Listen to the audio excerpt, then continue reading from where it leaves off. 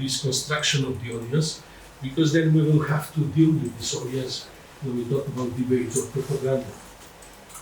I don't know, probably you can. So we must assume that the public is inexpert in its curiosity. Добар ден на сите. Добре дојдовте на пресконференцијата на Цивил и Youth for Media од Германија. Под наслов Дезинформациите и пропагандата ги кршат човековите права. Спротивставете се.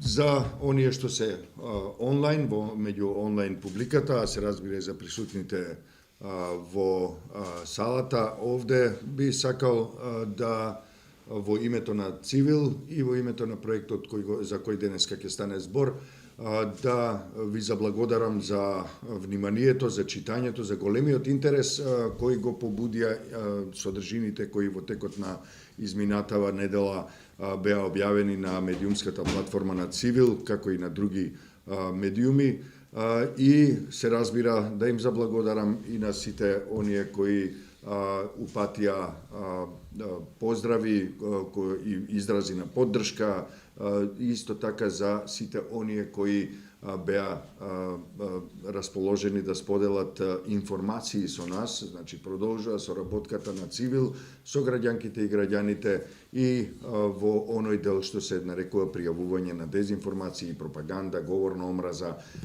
и кршење на човековите права и слободи воопшто.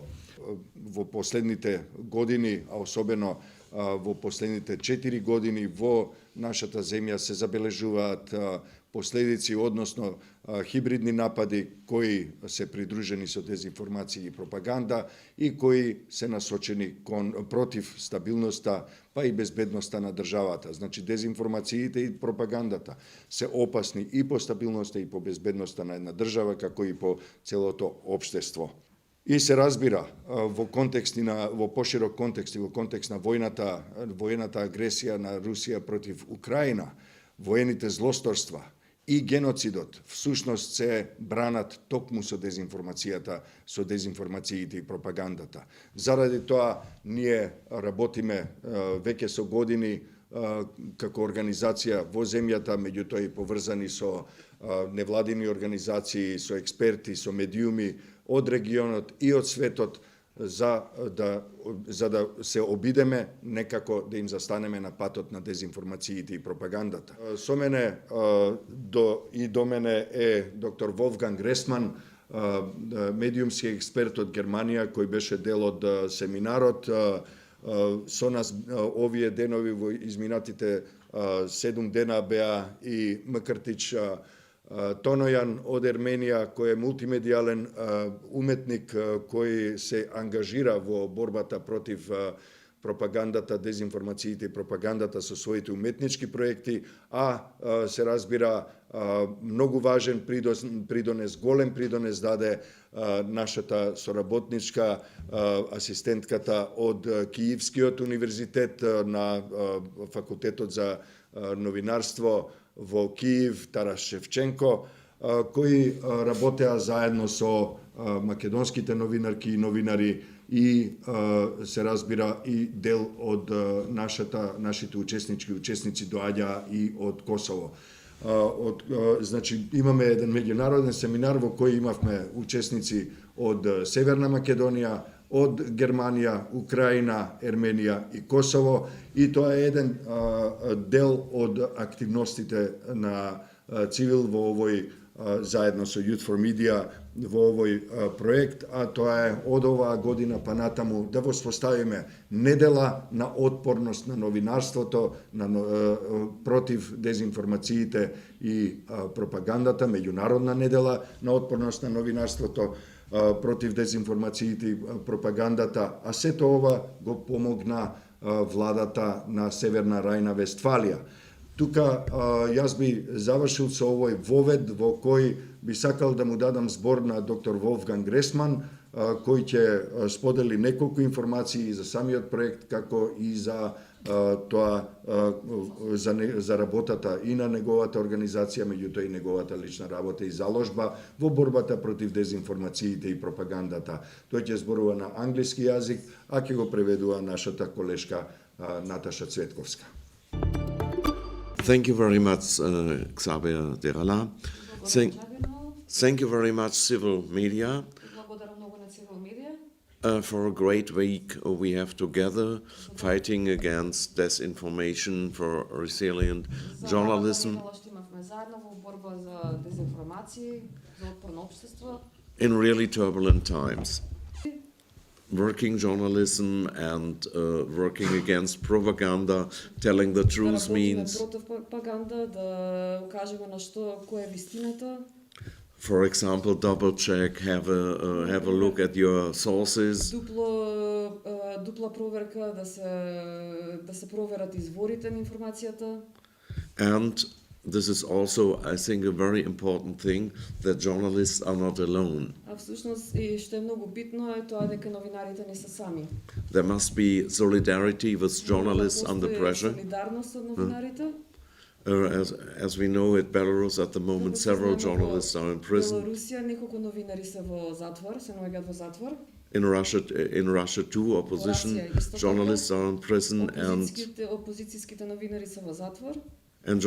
being a journalist in these times in North Macedonia, I have И да had се биде новинар моментално во Северна Македонија. in the past a lot of discussions with Xavier online Дискусии со Джабир што сме ги имале онлайн. about the situation being under pressure in Macedonia too. Притисок моментално сега и во Северна Македонија. Не моментално, во минатото. Во минатото, пардон. And at the moment, we also learn after the attack of Russia with this full-scale war После целосната инвазија што Русија изврши, исто така дознаваме that whole Western Europe, whole Balkan is also a part on the propaganda, дека и Западен Балкан исто така намета на пропаганда, on the propaganda front, на фронтот на пропагандата, coming from Russia. што доаѓа од Русија. And this is also a phenomenon we have in И Germany. ова е исто така феномен кој што ние го имаме исто така и во Германија. From my side, I'm also very Од happy моја перспектива сум навистина задоволен about the solidarity of civil, about the solidarity на цивил, here in North Macedonia with Ukraine, солидарноста на Северна Македонија со Украина. because Ukraine is also Украина at исто the така moment во моментов one of the points една од точките where freedom of whole Europe is under pressure. што се однесува на слободата на цела Европа е под притисок. And to show Да solidarity покажеме солидарност, and to help Ukraine also помогнеме исто така и на Украина to win this war and to overcome old structures. и да ги надмине структурите. But now propagandists, they're looking for new expression as well. This is fact that we have to accept. And where they should go? To art. Why? Visual art especially, it is one of the direction of science doing its own studying in visual expression, impression, and emotional impact on audience. So those tasks and those problems that art solves sometimes, like it is borrowed by propagandists and used for propaganda as well. This is also can cause misunderstanding that we think that it's like it is actually art's contribution into propaganda tool. And but many artists are also who is against this. We especially when we have experience with the communism and social realism. My question is, what is the role of the journalists in these areas, in the war areas, where they are staying? Are they informing directly from the war field or? So, of course, it depends on where you work. For example, you can be TV presenter working in the studio presenting the news, but the journalists are great. Like from the very first day, when they didn't have any equipment, any protection, they went to the battlefield, like basically to the front line, and they were taking pictures, they were recording the reports. For instance, I have group mates who studied with me, and they came back from another country where they worked to document what happens in Ukraine.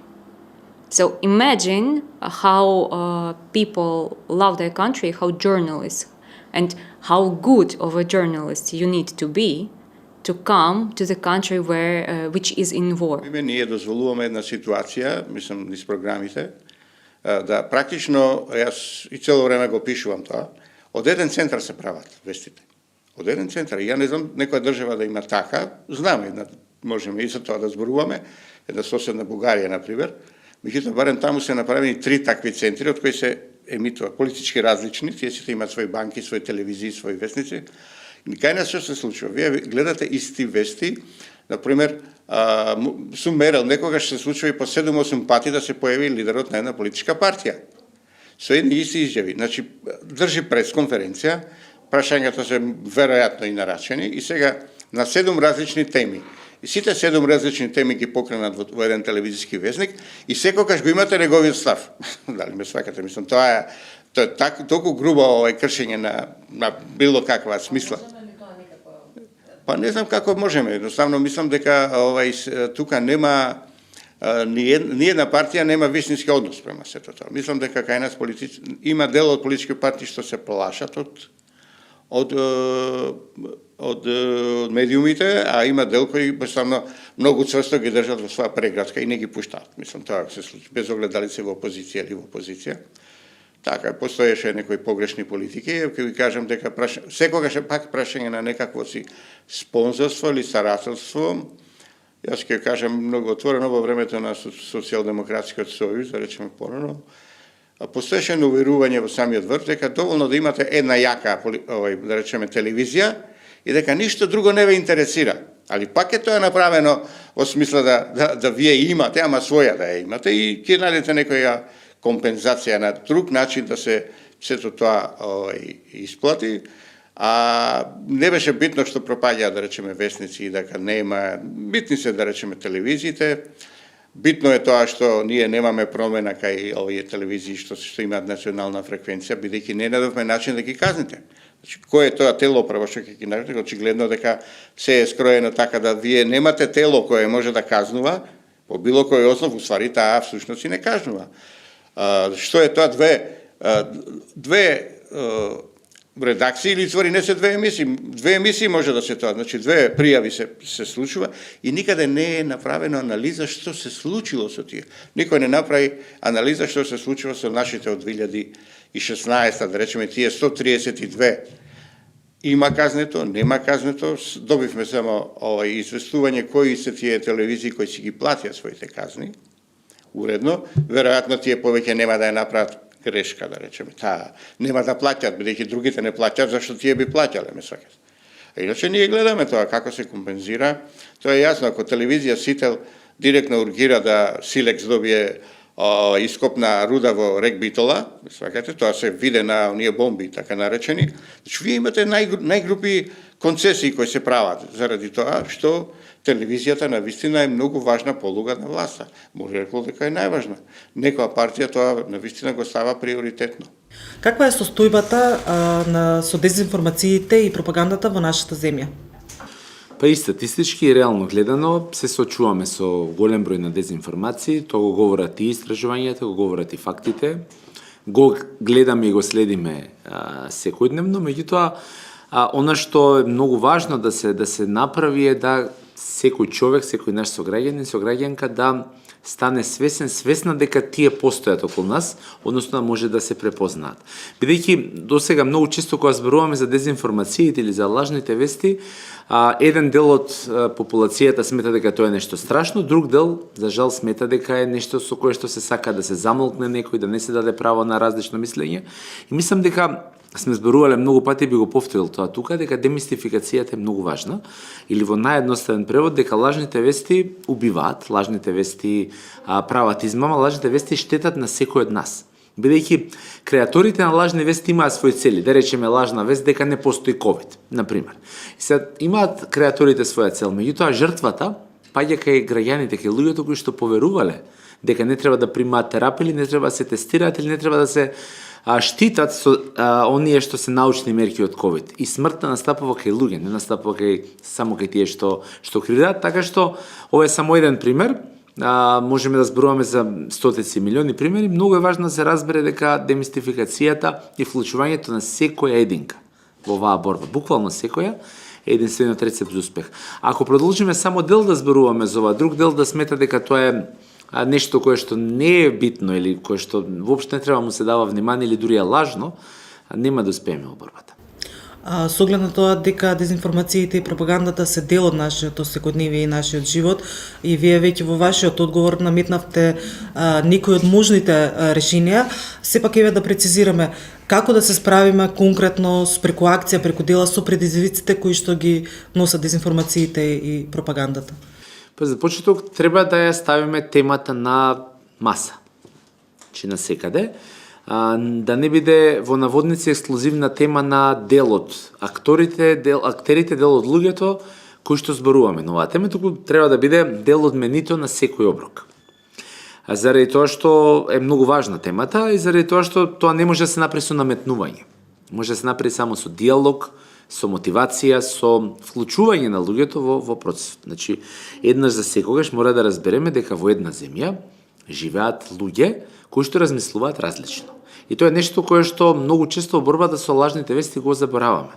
Сметаме дека има луѓе кои што ни се таргет бидејќи веруваат во тоа, луѓе кои што изгубиле битката и не ни се таргет бидејќи не се дел од ова. Или ако сакате најдиректниот жаргон за во нашата земја, бањати и не бањати. И тоа е проблем. Че мора да разбереме дека сите ние не треба да се делиме и дискриминираме на било кој начин. Туку мора да најдеме начин да се интегрираме и да сватиме дека за нашите животи се работи, за нашата иднина се работи. Знаете, во една војна, како што, например, војната агресија врз Украина, која што се прави, можете да имате различен став како човек, за кого верувате, каде напаѓате, односно, кому давате поддршка. Меѓутоа, како држава, ние сме земја членка на НАТО. И ние имаме стратешка цел, бидејќи одлучуваме во рамки на НАТО алијансата на која страна сме и како. И ако вие водите пропаганда со лажни вести или наседнувате на тоа, ја подкупувате позицијата на својата земја, како земја членка на НАТО. Тоа значи дека сопствениот стандард, сопствената сигурност ја подкупувате. Вашите аспирации понатаму за членство во Европската унија, дали вашите деца, внуци ќе земаат плата, која што ќе биде 1000-2000 евра, или ќе продолжиме да тонеме во оваа сиромаштија. Тоа е борбата со лажните вести, тоа мора да се објасни. Не е нешто таму, кај што некој се обединил и сака да го побие другиот, туку тоа е нешто кое што се прави за секој од нас. И затоа првата работа е се осојузиме да работиме заедно. Втората работа секако се властите, кои што е неопходно, битно да вложуваат искрено во овој процес, најмногу преку транспарентност. Под број 1, под број 2 дигитализација.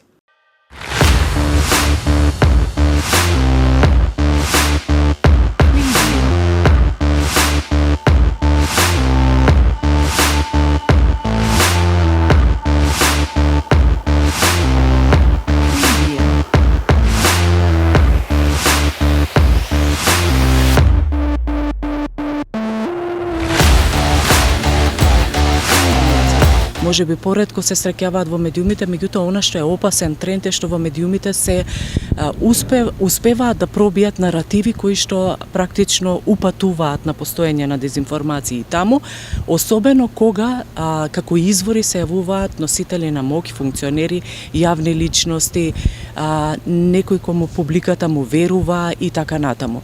На социјалните мрежи имаме голем наплив на дезинформација, особено кога станува збор за некакви кризни случувања во општеството, било тоа да е нешто што се случува на политичката сцена, било да е тоа пандемијата, корона кризата, војните случувања во војната во Украина и така натаму. Значи секогаш можеме да ги забележиме, меѓутоа она што се поставува како клучно прашање како да се справиме со нив, како публика, како граѓани, како консументи на тие информации, бидејќи навистина предизвикуваат штети, а особено ако се има предвид дека имаме граѓани кои што веруваат само на еден извор на информации. И тие не се ни обидуваат, ниту пак сакаат да им веруваат на други извори на информации. Создале доверба и некој им помогнал во тоа, за да веруваат на еден извор и од тука нивните убедувања или се потврдуваат или се вкоренуваат на начин што без разлика дали се соочуваат со вистините информации, тие упорно ќе продолжат да веруваат на својот извор. Безбедноста и улогата на информациите и дезинформациите е главниот процес на одвивање на настаните во една држава, како во меѓународен план, така и во ниво на државата, се основни компоненти кои меѓу информациите, дезинформациите, пропагандата ја игра главната улога и која виктимизира одредени цели на самите држави или дискреционите права што ги одвиваат во меѓународниот план. Актуелно, односите меѓу меѓународната заедница на Европа во улогата на Украината, ќе видиме дека дел од пропагандата било успешно во однос на Украината. Што е потребно за да се надминат предизвиците со дезинформациите и пропагандата? Дезинформациите и пропагандата докажано е дека не е санкционирано. За жал, и една група или една држава не може сама да се справува во однос на превенцијата, да ги минимизира последиците од пропагандата, затоа треба посебни конвенции кои ќе го регулираат истото и да се санкционираат одредени медии или индивидуа или држави во однос на пропагандата. Јас мислам дека досега овој простор е искористено од интелигентните држави за да ги постигнат своите цели. Затоа без санкционирање во меѓународниот план на одредени групи и држави, уште поагресивно ќе биде пропаганда. Понатаму, кога станува збор за ширењето на дезинформации и пропагандни наративи на социјалните мрежи, тука навистина може да има повеќе решенија. Она што е особено важно да се продолжи со заложбите за ширење и потикнување на медиумската писменост, односно да им се овозможи на граѓаните да ги препознаваат, критички да ги проценуваат информациите кои што се објавуваат на социјалните мрежи и практично на тој начин тие да се оградуваат, да не ги консумираат, да не ги користат тие информации или да се повикуваат на нив при одредени действија. Од тука и споменувам потребата од ефективно адресирање на овој проблем со една поширока соработка. Граѓански сектор, образование, медиуми, социјални мрежи, сервиси за проверка на факти, секој во рамки на своите улоги може да го направи тоа. И зависи за што се работи. Исто така тука клучно е да се каже дека е многу важна отвореност и транспарентноста на институциите, бидејќи новинарите честопати се жалат дека кога институциите се нетранспарентни и не е олеснет пристапот до информации, тие мора да се повикуваат на други трети извори самите да трагаат по информации кои што се должни да ги дадат одредени институции. Така што една комбиниран пристап во адресирањето на дезинформациите ќе помогне тој проблем да се полека да се надминува.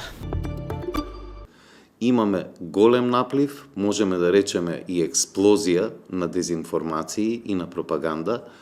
Тоа е особено видливо во онлайн сферата и во онлайн медиумите, но и на социјалните мрежи, иако не можеме да исклучиме и дел од мејнстрим медиумите, кои од време на време знаат да прошират, сакајки или не сакајки, дезинформации, неточни вести, а и да бидат релеи, односно да пренесуваат пропагандата која што доаѓа од одредени центри на моќ, би ги нарекол. Тоа се главно политички партии и политички актери во земјава, но и однадвор. И дезинформациите и пропагандата можеме да речеме дека доаѓа главно од две места. Тоа се надворешни центри на моќ, претежно можеме да кажеме дека највидлива е пропагандата и дезинформациите кои што се блиски доаѓаат од Руската Федерација или преку други земји, на пример преку Србија и одредени српски сензационалистички медиуми и потоа тие се пренесуваат во нашата земја. Но таа пропаганда се засилува или се, како да речеме, амплифицира и пренесува и преку центри на моќ во нашата земја, односно одредени политички партии и политички структури кои што се со антизападна и проруска ориентација. Буквално сите кои што се сегменти од нашето секојдневие, од нашето општествено живење и делување треба да бидат инволвирани во борбата против дезинформациите и пропагандата, а оние од каде што доаѓаат и треба да доаѓаат вестите, информациите, точните или проверените, се оние кои што ја шират всушност дезинформацијата и пропагандата и на крајот имаме перцепцијата сите лажат, нема на кого да му веруваме.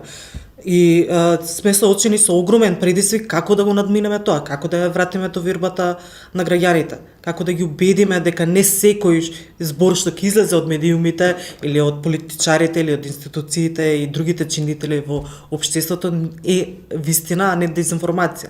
Е нешто што е корисно, а не е пропаганда во нели она најлошата смисла на зборот.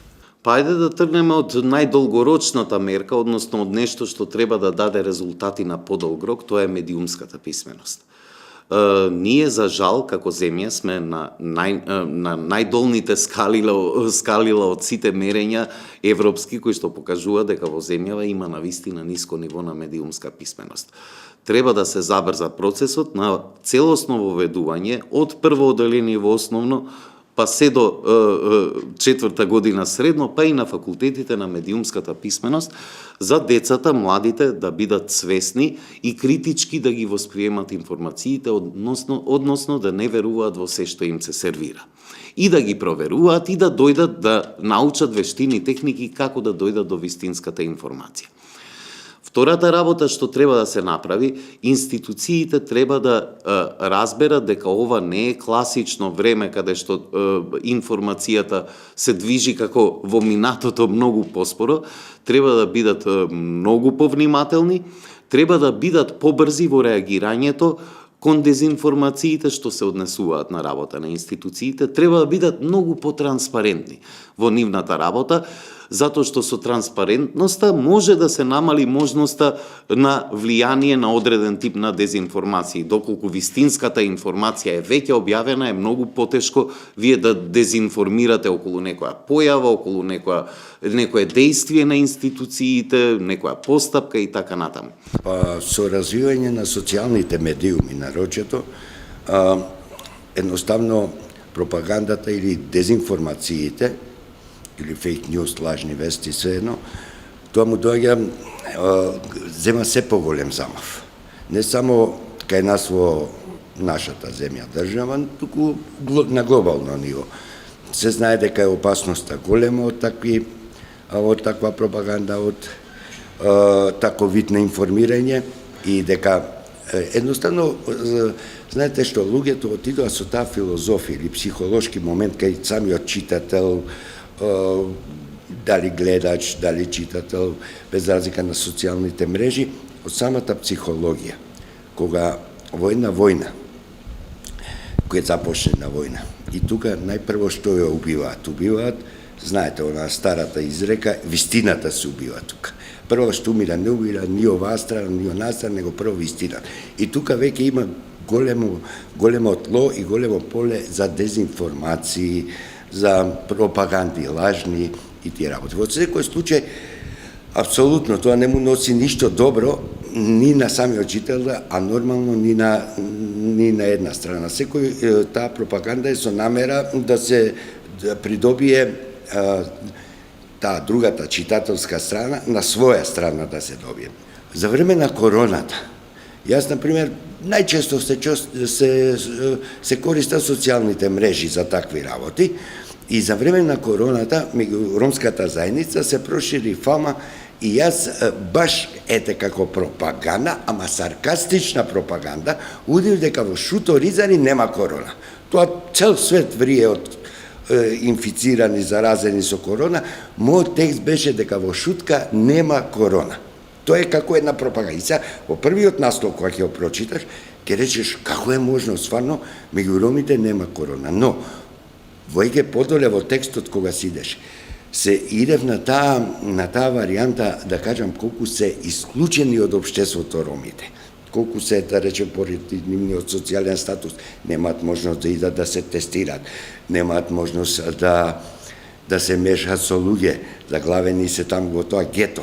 И нормално дека као нема, кога си исклучен од општеството, кога си невидлив за секого, нормално дека не ги интересира ни медиумите и испаѓа дека цел свет е заразен, само меѓу ромите нема корона. Лошата страна на пропагандата или лажните информации дека не му носи на секого добро, туку едноставно само во знаеме, сведоци сме во заблуда се луѓето, погрешна перцепција, погрешна слика се добива, лажна информација се добива и веќе да не се зазема став од првата информација, туку треба да се види добро, да се разгледа добро, да се видат повеќе страни, за да може да се дојде до, да речеме, оној самиот заклучок, дали е вистинска, дали е пропаганда, дали е лажна информација или е реална информација. Ги гледаме дезинформациите како дел од националната безбедност, односно безбедноста на општеството и во регионот и пошироко на европско ниво. Како и со разни истражувања е утврдено дека навистина имаме голем наплив од дезинформација, особено оние кои што започнаа со поголем интензитет по руската агресија врз Украина, но тие не дојдоа само од еден извор, туку како што може да се забележи, има трендови на дезинформирање кои што постојат и претходно и кои што се поврзани и со руски или проруски извори на дезинформации во Западниот Балкан или во индивидуалните земји, со преземање на дезинформации кои што одговараат на одредени центри на моќ или се служат едноставно за збунување на населението од локални политички цели или на регионално ниво. Имаме исто така пренесување на дезинформации кои што ги нарекуваме прекугранични дезинформации од една балканска држава во друга, како и други форми на манипулации кои што не мора да содржат само лаги, туку може да содржат било каква информација или обид да се потекнат чувства, особено негативни чувства, да се внесе раздор, да се внесе омраза, со цел да се нарушат и демократските процеси и интеграцијата на регионот во Европската Унија или во НАТО, но исто така да се попречат напорите да се помогне на Украина на национално или локално ниво.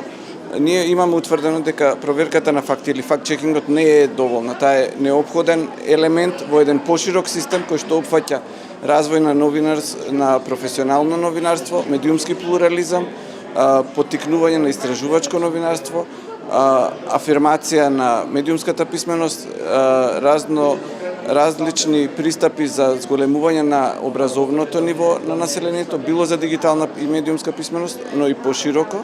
И тоа е се невозможно без системски пристап во кој што ќе бидат вклучени сите општествени фактори, не само новинарите, не само невладините организации, туку и државните институции, академските институции, образовниот систем, па и приватниот сектор, бидејќи на сите нас не влијаат различни форми на дезинформации.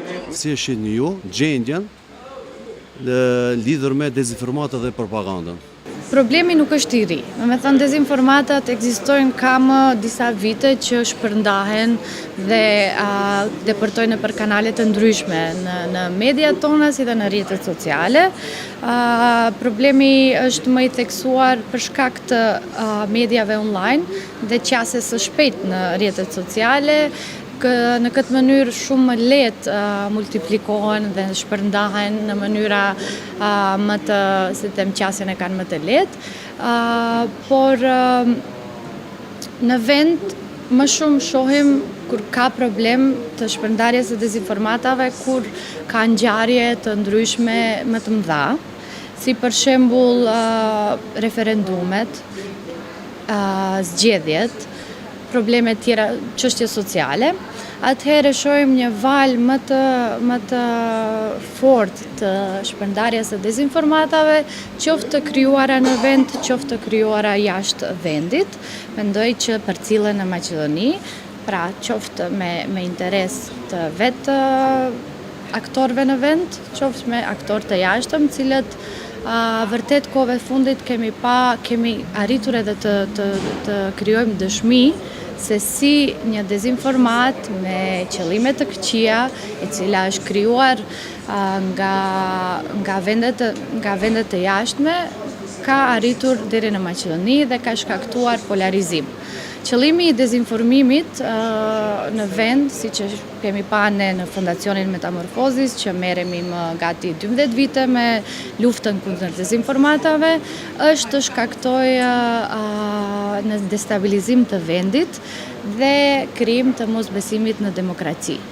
Dhe kur kemi mosbesim në një shoqëri e cila është multietnike, kjo mund të jetë shumë e rrezikshme dhe mund të shkaktojë shumë dëme në vendin tonë. Nëse je gazetar, janë vetëm ata që respektojnë parimet gazetareske. Parimet gazetareske të mundsojnë që mos rresh, mos shpërndash të pavërteta, mos manipulosh. Nëse mediat e respektojnë atë punën e tyre, atë parimet e tyre, atëherë gjithsesi se nuk do ketë hapësirë të shpërndahen atë shumë të pavërteta siç është duke u krijuar tani. Institucionet patjetër të jenë transparente, sepse një element shumë i rëndësishëm për të luftuar keq përdorimet e informatave, për të luftuar manipulimet, është transparenca pra e vërteta. Sa herë që qeveria dhe institucionet japin haptazi informatat e tyre, atëherë i largohemi mundësisë që dikush të manipulojë në mungesë pra të fakteve, të manipuloj me fakte të cilat ne i quajmë alternative dhe ata pra duhet të jenë të qasshëm dhe të mundsojnë qasjet e lirë edhe të gazetarët tjerë dhe kështu gjitha aktorët të arrijnë në një shoqëri e cila do të jetë rezistente ndaj dezinformatave dhe do të kemi një lloj suksesi në luftën kundër këtyre të mashtruesve. Dezinformaциите, хибридните закани, пропагандата и дезинформациите како дел од пропагандата во последнава деценија станаа изразито нагласени, силни, интензивни и тоа се во нашата земја, тоа се влијанија на трети страни кои таргетираат многу чувствителни теми од нашето општество, теми на кои се подпира нашето општество, а тоа е да речеме мултиетничкиот концепт на државата, тоа е нашата тенденција да бидеме дел од Европската унија, тоа е прашањето на внатрешната стабилност и на демократскиот систем и тие компоненти нападнати од дезинформациите ја прават таа ситуација многу сериозна и тоа е нешто што бара соодветен одговор токму од оние кои се најповикани да ги, ајде ќе речеме така, бидејќи зборуваме за една специјална војна, да бидат на барикадите кои ќе ги одбранат овие чувствителни теми во нашето општество од овие влијанија. Веќе ги спомнавте во вашиот одговорот на моето следно прашање, мајде да го прошириме малку подетално што се е потребно за да одговориме на овие предизвици кои што не се навистина мали во однос на дезинформациите и пропагандата. Кога ќе видите што е нападнато, соодветно на тоа најлогично е да се бараат таму и одговорите. Но е да речеме да бидеме поконкретни. Тоа пред се прво значи општеството, односно институциите, оваа закана од дезинформациите и пропагандата да ја сватат најсериозно и стратегиите и концептите за справување со дезинформациите на ниво на институции, на ниво на државна организација, на ниво на општество, мора да биде поставена стратешки и мора да се изготват стратегии, но тие не се доволни, нели, ке ние секоја страдаме од тоа да ги спроведуваме стратегиите, тие стратегии мора да бидат спроведливи и да бидат ефикасни решенија и да се види дека даваат резултати. Понатаму медиумската писменост. Таа е една од главните компоненти кои треба да биде многу брзо активирана, ние со години зборуваме, јас сум долго паметам и веќе можам да кажам дека 20 години зборуваме за имплементација на медиумска писменост во образованието, но не само во образованието, туку и во неформалното образование меѓу граѓаните и така натаму, за да станат граѓаните отпорни на дезинформациите и да можат колку толку барем да си го постават прашањето, чекај, овој наслов е провокативен, ама дај да видам дали е точен. И кога еден граѓанин ќе се постави така визави информациите што ги добива, веќе го имаме резултатот што можеме да го очекуваме. Дезинформациите се оружје кое ја напаѓа стабилноста на системот со цел да предизвика сомневање, со цел да предизвика недоверба во системот. И како тоа би изгледало, например, многу пластично. Ако имате серија напади врз институциите кои покренуваат прашања за сомневање во одговорноста, во доверливоста во институциите, граѓаните, тој црв на сомневање кај граѓаните ќе почне да работи. И вие имате во таа смисла, граѓаните ќе речат не им веруваме на институциите, тоа предизвикува, да речеме, помало учество и партиципација на граѓаните во општествените процеси. Тоа предизвикува потоа, да речеме, како последица може да доведе до слаба излезност на изборите. И во такви ситуации, кога имате слаба излезност на изборите и кога имате на тој начин предизвикана недоверба и сомневање кај граѓаните, го имате полето за да дојдат до израз радикалните политички структури, екстремните политички структури, кои се крајна десница или крајна левица и кои се извори на еден тоталитаризам или авторитаризам во државата. Тоа е нешто што не сакаме да го доживееме. Состојбата со дезинформациите во нашата земја е слично како и во целиот регион, откако започна целосната инвазија на Русија против Украина, таа кампања, таа активност се зголеми многукратно, неспоредливо поголема е таа активност на пропагандните центри, а се разбира тоа е и во континуитет со руското влијание, пропагандно влијание во земјата со години наназад. Се разбира, дезинформациите и пропагандата не се само руски специјалитет, туку тоа е и активност со која се занимаваат и домашните или регионалните центри на моќ, односно пропагандни центри. Тоа се разбира политички партии пред се, меѓутоа и други ентитети помалку или повеќе видливи.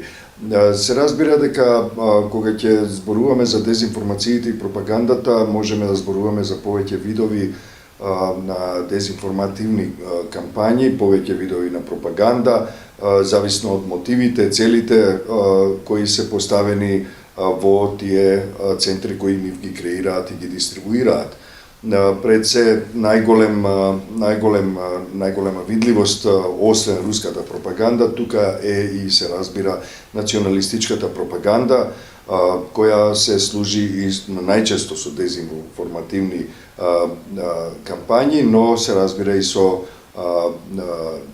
кампањи со говор на омразата, кој е насочен против политичките противници, а се разбира и против различни етнички заедници. Дезинформациите и пропагандата во нашата земја се доминантни, може да се каже и во социјалните мрежи, се разбира, но ги има и во голем број на медиуми. Дури и оние што се сметаат за големи традиционални медиуми, дел од нив не се воздржуваат од ширење на пропаганда и дезинформации кои се разбира дека не може да се каже дека се ненамерно пласирани, заради тоа што тоа се сепак големи професионални тимови кои и уредништва кои се чини дека поради една или друга причина се препуштаат на кампањи со дезинформација и пропаганда за да можат да обезбедат одредена предност или корист за своите нарачатели или за оние со кои влегуваат во сојузништво за да можат да ги остварат тие цели. Медиумите не треба да бидат огласни табли на кои секој може да закачи информација, вест, онака како што мисли, туку тоа треба да бидат уредништва, односно медиуми во кои уредувачите, уредниците, уредничките колегиуми јасно даваат до знаење до јавноста која е нивната политика, која е нивната определба и се разбира да имаат што е можно повисоки и етички, но и професионални стандарди во медиумската продукција. И тоа не е се. Невладините организации можат да направат многу повеќе, навистина многу повеќе за да се спротивстават на дезинформациите и пропагандата, особено во овој мрачен период против руската пропаганда, меѓутоа се разбира и против антизападната националистичката пропаганда, бидејќи тие се прилично поврзани. а во доменот на институциите треба да бидат малку подинамични, побудни, би рекол малку повеќе побудни, подинамични и се разбира да донесат по-сериозни правила на игра во јавната комуникација, во финансирањето на медиумите, во финансирањето на кампањите и се разбира во политичкото финансирање. Овде не запира листата на препораки која има Цивил и која е постојано се надоградува врз основа на тоа што сугерираат експертите, меѓутоа и јавноста, односно граѓанските организации, граѓанките и граѓаните со кои сме постојано во контакт и во кои се чини дека има голем потенцијал, но малку се чита или малку се разбира, не знам.